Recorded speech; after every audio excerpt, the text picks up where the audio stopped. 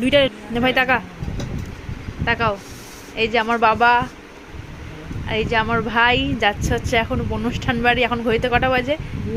বিয়ে বাড়ি যাচ্ছে, রিসেপশন। এখন ঘড়িতে বাজে প্রায় 11টা। সো এখন ওরা যাবে, ব্যবসাওয়ালা মানুষ, দেরি তো হবেই। সো ওরা এখনই দোকান থেকে এলো। বল কিছু, সে হাই। হ্যাঁ চলো, ওরা বেরোক, তারপর তোমাদের দেখাচ্ছে। এই যে আমার বাবা দিন দিন ইয়াং হয়ে যাচ্ছে, দিন দিন বয়স কমে যাচ্ছে। এখন বেরোচ্ছে। আমাদের বৃষ্টিতে রাস্তার লাইটটা খারাপ হয়ে গেছে। প্যাকেটটা ডিগ্গি তো ঝুলায় না। হ্যাঁ তো দেখাচ্ছ? আচ্ছা দেখা। ওই তো ভাই সামনে ঝুলে গেছে।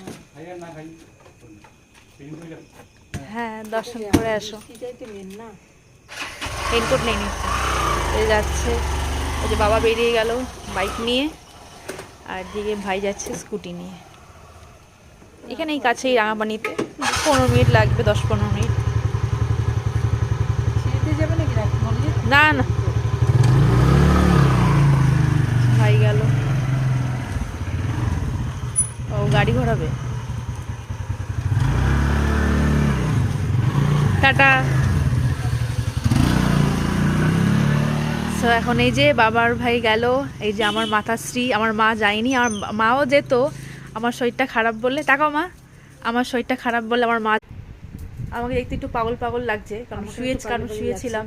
বাড়িতে মানুষ এরকমই থাকে, নর্মাল থাকে। এই যে আমার মাতাশ্রী। মা বলো, তুমি যেতে পারলে না, তোমার নেমন্তন্ন ছিল, কেমন লাগছে? দুঃখ।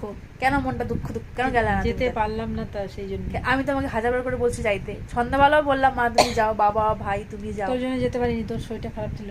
হ্যাঁ, তো আমার শরীরটা খারাপ থেকে থেকে শরীর খারাপ হয়ে যায়, আমি একা থাকতে খুব ভয় পাই এখন। তো সেই কারণে মা আর কি যায়নি। ঘরের সবাই এরকমই থাকে। আর আমাদের এখানে বলো মা, যেই হারে চুরি হচ্ছে, মানে বাড়ি এক ফাঁকা রাখা যাবেই না, দিনেও না রাতেও না। সন্ধ্যাবেলা হচ্ছে, গ্রিল খুলে ঢুকে যাচ্ছে, মানে প্রচুর চুরি হচ্ছে আমাদের এখানটায় এখন। তো সেই জন্য বাড়ি কোনো মতেই ফাঁকা রাখা যাবে না। যদিও মা যেত, সো আমার শরীরটা একটু খারাপ বলে সেই জন্য যাইনি।